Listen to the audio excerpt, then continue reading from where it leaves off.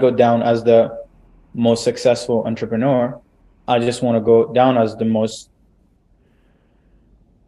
special person in whatever thing I did, right? So it's super important not just to just get into this game of copying people, like, without really being conscious of what you're doing, right? A lot of people will be like, oh, maybe this done with you model is the right way. Maybe it's done for you. Maybe it's coaching. Maybe it's selling a course, but not really realizing that, like, no, it's your confirmation bias of you trying to do what this other guy is doing that's leading you to doing it. And then you're coming up with reasons as to why this model is better. But I promise you that if you had someone you're looking up to who scaled a done for you billion-dollar company, you would probably come out with more reasons as to why you should have done for you versus done with you. But anyway, so yeah, so that's just my thought. That was just something on my mind. No, it's just interesting because I come from like a fairly advertising heavy background, and I've just seen like how, like, if I can, do you mind if I ask you some specific questions? Please, but this is your call, man. I'd love for you to ask any question. Just ask a bunch of them too. Yeah. So, like, I guess, what do you think was because I remember seeing like, I think it was like August last year. I think you hit like 100K in the business. What do you think was like the biggest transition from like doing that 100K whenever that was to, like, growing to where you got to, like, at the end of last year, or even like the end of whenever you sort of got that massive month? Like, what was that trend? Like, what were the mechanics of what you actually did to do that? To have, okay, so it's two things, and that's a good question. So one of the things that so the first thing is, I understood that, like, you can't make a lot of 1 second, give me a second, I'll just do something real quick.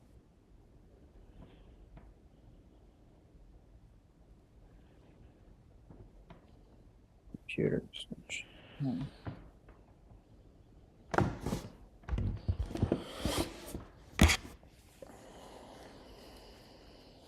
All right, cool. That's good. So so first things first, I realized that, like, direct to response is not the way. Like, just your ability to just spend money to acquire a client or spend energy to acquire a client is not really how you build sustainable wealth, and a lot of it. So I realized that, like, and you can look at a lot of people, man. Look at everybody who comes in our space.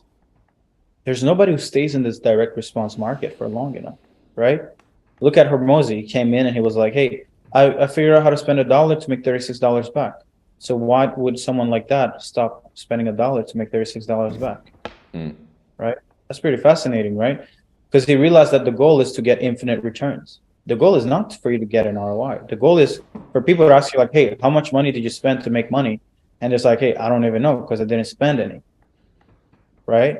So that's the first thing. So I really went heavy on content because, man, even till today, I'll look at people doing way more money than me and I'll literally be pissed. I'll be like, what the fuck, man?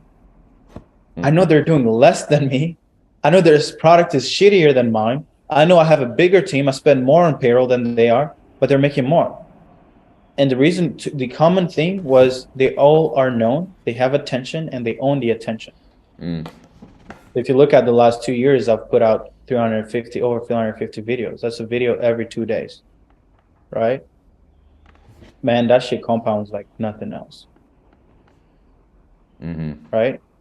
And that was the first thing. And the second thing was probably, I started realizing, like, okay, now it's really like we got to create communities, right? So now when you have the attention, it's still on someone else's platform, right? But how can you turn it into your own, where every time you want to make a sale, you don't always have to pay someone else to get the revenue, right? So I started focusing heavy on, like, making sure that every single lead that comes through, creating assets, and then putting into in a community where people can come consume it. But it might still be on Facebook, but it's still my community. right? And I would just have, the third thing is just have growth specialists who are going in and actually having conversations every day, leading people, giving people the right answers, and offering people to jump on a call, right? I'm sure you see how many times I message you on my profile on Messenger. It's not necessarily me, but it's happening regardless, right? That's something that you can't overlook. Because I generally think that the reason why we did the money we're doing is not necessarily just because I have the biggest audience, but it's because with the audience we have, we're also really good at monetizing it and converting it and creating an offer it's like a no-brainer for people who are in our audience. And the fourth is leveraging trends. If you leverage trends is probably, like, I would say top 2, like over attention. I even think that if you leverage trends, you're going to get attention, never, but leveraging trends might be number 1. The month, because I mean, beginning of January of 2022, we did 50K, literally did 50, 60K cash. 12 months later, we did over 500K a month. But the big spike came in April to May, where we started solving for solving for the offer problem, right? We started giving people the right offer. And what happened is that the way we give people offers is we looked at our current campaigns, right? We looked at all our clients in our company's assets and outreach, and then we realized, like, okay, this person is seeing wins faster than most people. And I didn't do this back in the day, but I started, looking at YouTube videos and started looking at, okay, what are the top videos that are coming out based on specific new mechanisms, right? TikTok back in the day was really good. So I was like, fuck, this shit, people are looking it up. Let me get a lot of my clients to use the thing that people are searching for, right? I started getting them to leverage trends, and I think, Amar was our first case study. He went from 0 to 60K a month in like 7 weeks because of TikTok. It wasn't because our outreach methods were so good. It wasn't because anything was good. It's because he started selling the drug that people were looking for. Yeah. That makes sense. And then we did that again in later last year, where we started pushing short form, right? Boom. And then we went from like to 340K. It's also pretty insane.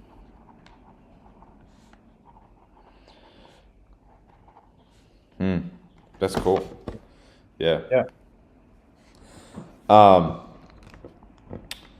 Yeah. So with your growth specialists, do you have like a process? Like what is like the overall process that you use for them to, like, because you got like multiple channels, right? So you got Twitter, you're doing like 2 steps on Twitter. You've got like Facebook, you've got your like Discord thing. Like, how do you make sense of the activity that your growth specialist needs to be doing, and like what are the KPIs and that type of stuff? I mean, first things first is you need to be able to create something that at scale, right? So I think rule number 1 is get familiar with creating content that solves the main problem for your niche. Because the issue with outreach, a lot of people try to do outreach. The reason why they fail is because they don't give anything first, right? So the reason why I consistently do 2 steps is because I'm actually just giving people the solution to their problem. Once they do that, they raise their hands, then my growth team goes in and actually starts prospecting, right? Now their KPIs, I think at least, the ones that we've noticed as standards is they need to be doing at least 100 new touch points every day. Potentially per profile if it's possible, right? But each GS 100 new outreaches, and the goal is that you need to be at least hitting at least 25 conversations or more per day, right? So out of that 100, expect to get 25 people. If you don't have 25 conversations per day, you're not going to get any meeting booked that day. And then the other one is like, don't do less than like 50 to 100 outreach follow-ups again. If people don't do these numbers, they don't hit their numbers. They don't hit their KPIs and their goals, right? So, but then if I was not doing outbound and creating sales assets, would they really be seeing as much success? No.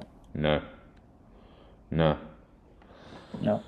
So with those guys, do you have like a booking KPI, like how many bookings you need each of these guys to bring on and things like that? I mean, so we look at two things. We look at the booked calls and we look at qualified calls. So the way that I do it is, a goal is like, even if you're booking less than 20 meetings a week, you're not going to make any money, because the GSs are not incentivized on booked calls. They're qualified. They're incentivized on qualified booked calls that show up. So I pay $100 Canadian, up to $150 Canadian per qualified booked call. So that means that even if they book me 100 calls, I'm still going to pay 10 grand for that. I'm just going to pay, okay, out of 100 calls, how many were qualified? Oh, 50 were qualified. Cool. Then it's going to cost me 5 grand, right? And that way, that kind of like mitigates the downside, meaning I can't really lose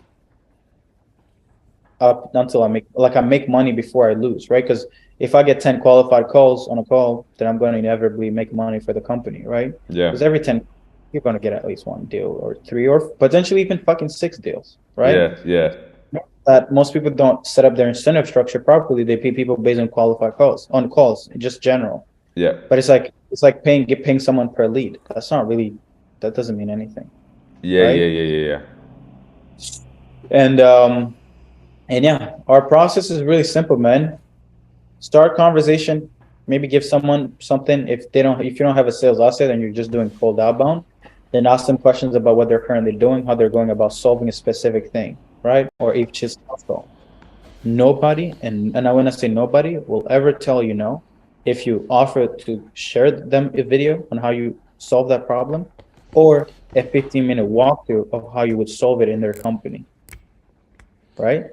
Now, does it mean that you can actually solve that problem? No, not really, because the only thing that solves quality problems is just more leads, right? You just get more people in the funnel, and then you get more qualified people, right? But if I was doing outbound, if I was doing paid acquisition, one strategy that I got from Jeremy Haynes is using content as the actual, like getting people who as the opted exchange. in to, like, let's say like you put up one video, one short, one minute video that introduces the person. If they get 15 seconds to whoever goes through the through play, you retarget them with another piece of content. Through play again, you target them with another piece of content. Through play again, another content, and then you retarget them at the end with the offer. That way, because these people are so warmed up that they're not necessarily financially ready, they'll still make sense of spending money. So it kind of like inevitably increases the qualification rate in a way. Yeah, that's interesting. That's a good strategy. Yeah. So these growth specialists, like, are these folks that you get from like the US, or like they're like virtual assistants, or like what do they typically look like? GSs are people who've gone through the same courses as I've gone through, to be honest. There are people who are entrepreneurs, who are people who want more, right? They're not VAs, because you want them to be, you want them creative. You can't just have them, you can't feed them. They got to be able to go hunt. They got to be able to generate attention. They have to be able to conversate, and they have to be able to convert and potentially create sales assets. All right. So these are they're essentially leaders, but they're just leading they're trying to get food and hunt for the day so they can generate attention for the main company, because they're also going to eat well based on what they kill. So do you get them to do like outbound calls and things like that, or is it mainly like doing outreach on socials? Mainly socials, because one thing I've realized is I don't like because calls it takes a different type of training, man. Yeah. Because the mentality and the sustainability of an employee who does sales over the phone and does outbound calls, the churn is so high, right? So I try to get them to do things that are that are sustainable. I don't want them to do something that I personally wouldn't do myself. Okay. Yeah. So like if you were to say like, all right, we got new growth specialists starting at Serge's company. I want you to focus like 10% of your time on Twitter. I want you to then be like messaging people on Facebook groups. Like what would the SOP look like for like, you know, what a growth specialist does every day? Yeah, I mean, I'm starting out, so it depends on what stages. It depends if you already have good audience on different platforms. I wouldn't necessarily get a GS on Twitter right away. Yeah. As an example, it's not, because you kind of need some traction to have it work really well. First things first, I would start on Facebook. I think Facebook communities is probably the easiest way. You just give them 5 to 10 groups, or show them how to find them, and just literally say, hey, go message 100, 200, 300 people. If they have to use their own profile, perfect. Well, most of my GSs have to use their own profile anyway, if they're starting up, but they also get access to my profile. First things first, start with where it's easier to find people. And then the next thing you want to do is then get familiar with creating content. That's the second thing. But it's like content comes later, right? For me, so right now it's like do outbound, generate a bunch of interest, and then start conversating with people.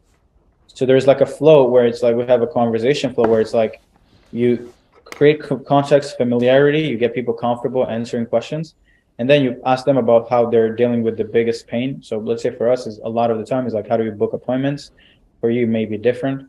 And then you would want to have like an education step in that conversation where you're like, hey, oh, by the way, we've really noticed that doing this and following this framework actually achieves better results much faster. And it has worked recently for a client of ours. And then you'll gauge the interest. And then if the prospect is interested, then you'll be like, cool, would you like to have a 15-minute walkthrough? Or is it cool for me to send you a quick video going over how we actually solve this problem? Right? Yeah. But we try to go for the book, like walk, because it's just easier thing instead of delaying the sales process by videos and things like that. Now you need to send them videos because afterwards they're not going to just buy off of that first call. So the goal is like as soon as they show interest, then also send them a video so they can be educated before the call. Yeah. So what's like a good opener? Like what sort of openers do you guys use to generate these conversations? Like to just add them as a friend and say, yeah. Isaiah, do you have a good one? Would I be wrong to assume one? Yeah. Okay. So one of them is like, hey, would I be wrong to assume that you're running a high ticket coaching business? Right? Kind of like you want to bring. So this is the thing, right? So I don't know if you watched some of this where it's talk about this stuff, but so there are 3 levels of the brain, right? There's the reptilian brain, there's the limbic, and then there's the neocortex. Most people start outreach and get people in the fight or flight mode, right? You want to stay away from that, man. And there's only a few ways you can stay away from that. Either talk about something that only they would know, like in their industry, something that is really industry specific, or compliment them. There's no one that if I start, even if like, there's no great opener. I don't think that exists. I think, of course, you can get creative. Some people will have like openers that work, well, but they're cheesy and it gets annoying. But I think that the first things first is like compliment someone and be like, hey, would I be assumed, or be like, hey, I just read your post. It's really beautiful. I really like what you're doing. And just compliment someone, man. Because what that will do is that it will get them to feel like they're safe with you and that they can actually have a conversation. And it will move them down to their limbic and emotional brain. And then what you want to do before you pitch the call is you want to actually bring them down even to the neocortex, right? And the way you do that is by educating them, telling them a story, and giving them the answer to what they want, and just giving them the opportunity to get even more support on a one-on-one call, but it's actually a sales call. So your growth specialist, like how many bookings are they doing? Like, say like just like the average growth specialist. Like how many calls would they book a day? Oh man, I mean it varies from like 1 to 10 a day. 1 to 10, yeah. Yeah, so I have some who book 5 consistently a day. I have others who go through, on a crazy streak. Well, they'll be booking like 9, 10 calls a day. And these are like basically like qualifying calls. Yeah. So, well, right now we have like a triage discovery call, just to like it's 15 minutes. Jump on, we gather, learn more about where you're at, and then we're like, okay, if you're qualified, cool. We'll just send you through with the closers, and then the closers actually walk you through what is it that how we solve your problem and everything like that. If they're not qualified, then the discovery call taker will just give them the training and then let them go. Yep. Okay. And so the other thing is too, where is like most of your bookings coming from in terms of like the platform and like the traffic? Like I know YouTube would support like everything because like it's just, constant. It feeds the whole beast. But like, where do you think most of the traffic flow through comes into your bookings? 40% come from organic, right? So like 40% of all our sales calls are coming in from YouTube, content, Twitter. Like not Twitter in the sense of like, but Twitter in like I'll make a post and people book a call. So that means they're not booked by a growth specialist. They're just coming in from. Just from organic, my efforts, right? So like, it's just me. I write something or I create something, and then they just booking. Yeah. From that 40% is also like old webinars that I've done, that I always just put out there just for people to check out, and then 60% is the GSs, right? So, like 10%, one GS is like 10%, right? So like 10% of is coming from IG, another 10% is coming from Facebook, maybe 10-15% is coming from Facebook, another 10% is coming from like Twitter, and another one from like LinkedIn, but also from like webinar opt-in. So we'll actually also like go and reach out to people who've opted in, on our old trainings.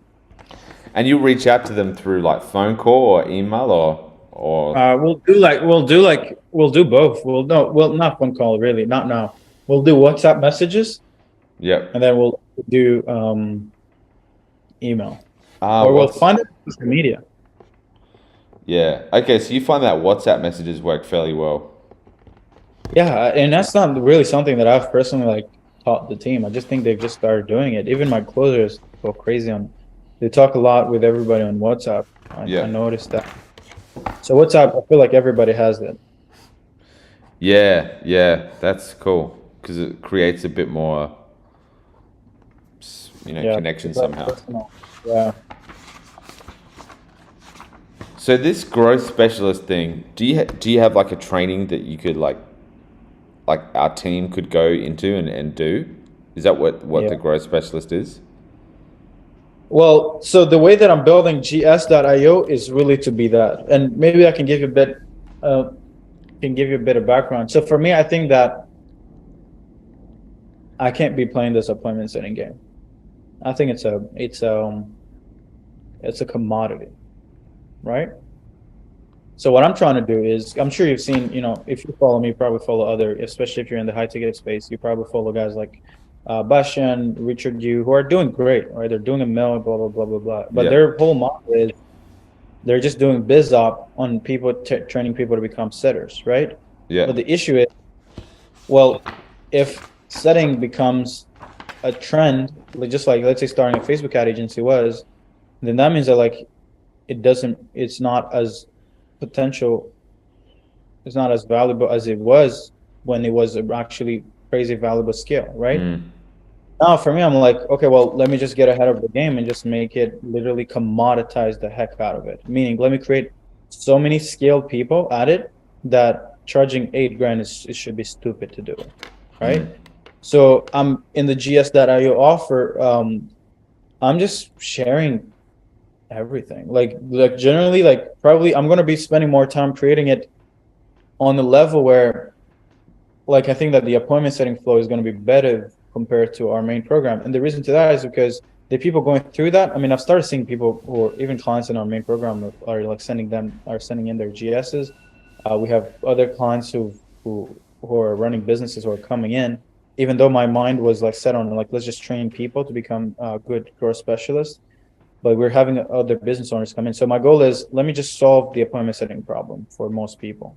For $500 a month for 4 months, you get it, cool. But your question is, do I have a training now?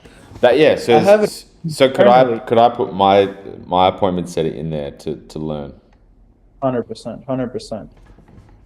Because I've always gotten people asking me questions like, hey, how do we do this? But it's like, I never really got to show people. So there's two versions. There's outbound, and then there is what we do. Because when you have a personal brand and you have an audience, yep, it's not really outbound anymore. It's more like, it's inbound versus outbound. So it's like, but I didn't in my $500,000 program. I don't really have that because when I started the program, I wasn't necessarily in this position that I'm in today. So it's really purely mostly like cold type of approach within the main program. And of course, a little bit of leveraging audiences and that. But with this GS.io, I want to just showcase, yes, the outbound stuff, but also like the warm, like the like people who have personal audiences who are running high ticket offers. Like, hey, how do you go crazy on Twitter? Twitter has been, and I like the fact that you're mentioning Twitter a lot. Dude, I get about 60 leads on Twitter a week. Like, wow. I get their phone numbers as well. What? Yeah. That's crazy. So do you like do steps and then put an opt-in with a phone? Yep. Wow, that's crazy. Yeah, but I never knew about Twitter. Like 5 months ago, I did not know about this platform. I was like, when I got there, I was like, oh my God. Dude, it's crazy. I love Twitter. Yeah, so yeah, I've been going crazy on Twitter. And I think, it's an amazing place. I think a lot of, because coaching and agency, because I think Twitter is a lot more of agency, a lot of people in this, more so like pushing services or pushing courses, but there's not a lot of like these high ticket coaching people there, right? If there are, they're selling low ticket stuff. Yeah, I don't do, I do both coaching and agency owners as well as our clients. Nice. But So yeah, I mean, for sure, then that's an amazing pull for you, right? But I think that there will be a trend where, or at least I'd love to create a program where Twitter is one of the platforms I would scale, because I know that it's pretty easy to scale. I mean, it's now my biggest following base over any other platform: Facebook, Twitter, YouTube, over Instagram, YouTube. It's like, it just goes crazy. The virality there is just so good. On Twitter. Well, yeah, Twitter is just so good. So how much is the growth specialist program? It's $500 a month for 4 months. So 2K.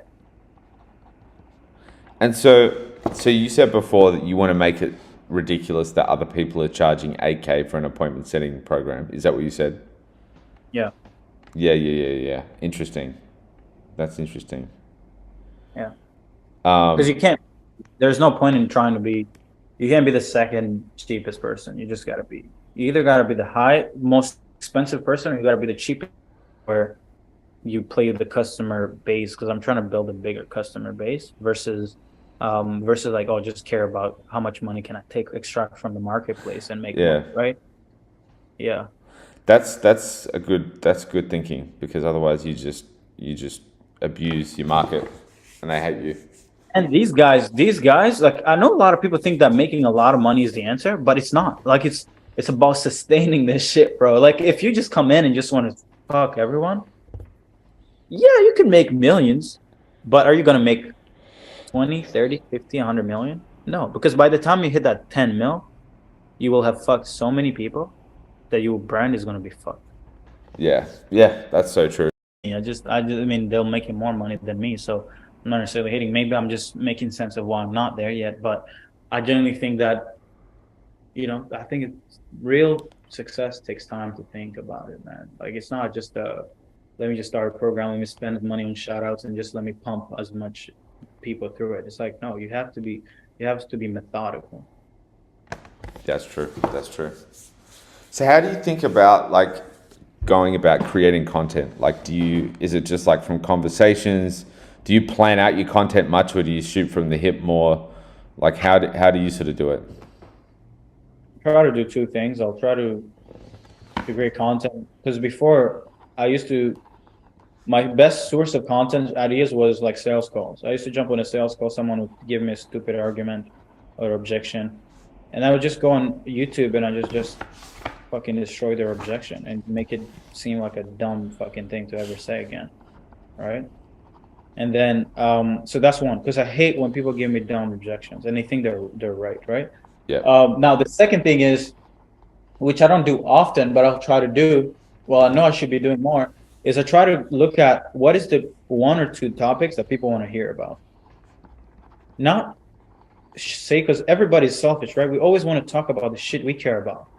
But if you do that, then you'll never really tap into a bigger audience. So what you should do is go on YouTube, find the top 3 people in your niche, look at the top 3 most viral videos. You should have created those videos, but not only that, you should be creating the same videos every single month. So the same topic, just a different angle. Just your perspective, yeah. Just like, you know, find, like, if people care about appointments, talk about fucking appointments, man. Like, talk about it so much that it's like people are gonna be like, what the hell is going on, man? You know, like, because that's the thing that's gonna get you the organic reach, right? Like, the reason why I guess we're getting some reach is because I try to stick to the same shit. I don't talk about a lot, so I always get back to the same things, because I know that that's what really matters. Yep. Yeah, that so makes for sense. me, talk about what people are looking for and handle objections in your content. That's cool.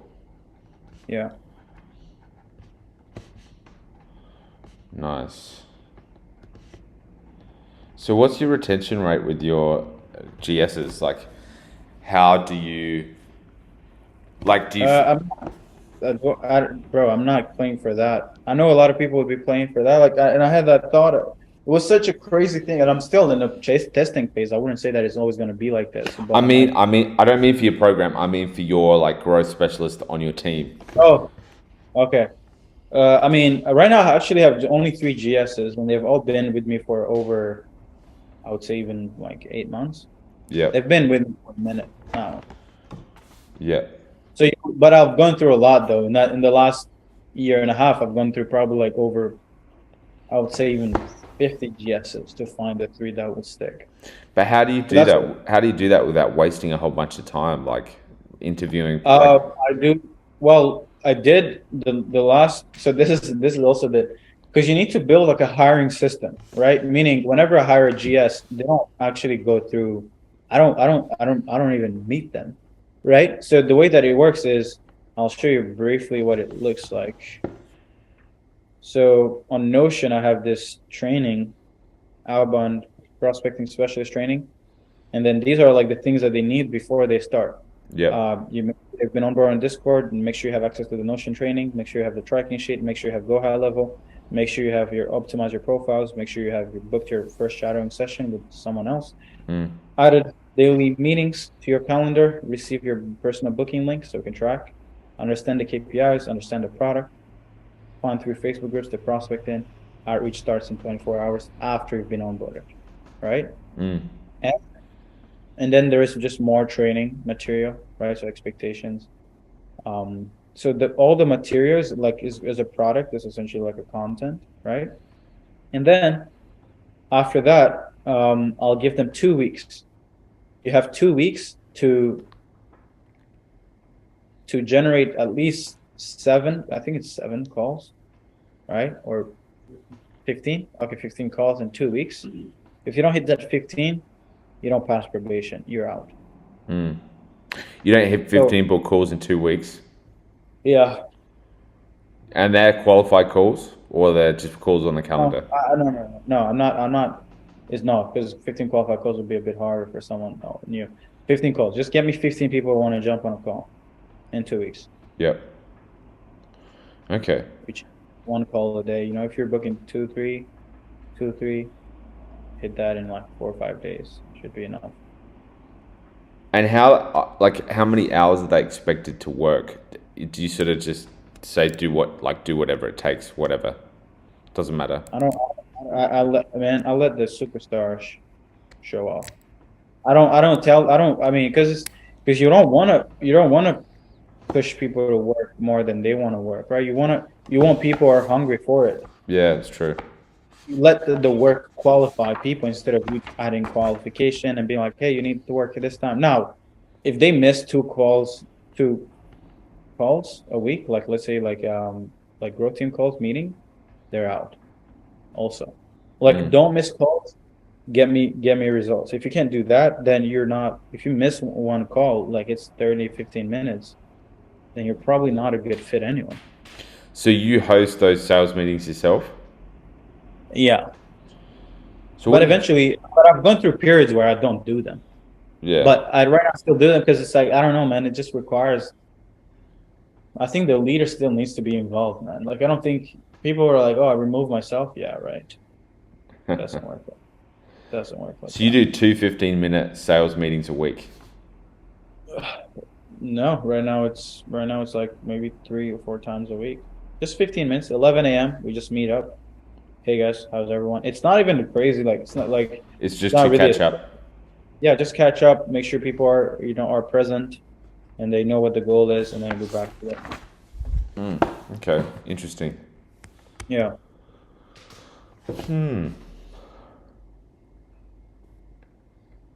That's pretty smart. So are these guys that come in and you're saying we want 15 calls in 2 weeks? Is that including using all of your assets and things like that, like leveraging your stuff, or is it sort of like they have to build up things from scratch in a way? They use their profiles because I don't have enough profiles for everybody. People get to use my profile. It's like it's not. It's something that you have to merit. Yep. Yeah. So what made you do the growth specialist thing instead of just because we have a VA that gets us maybe 10 book calls from Instagram a week. Mm-hmm. Like why did you sort of move to working with a VA, working with a more sort of nuanced person who can have a more nuanced conversation versus just like having a VA that does it? Just easier to scale. It's easier. It's more efficient, and it's easier to scale.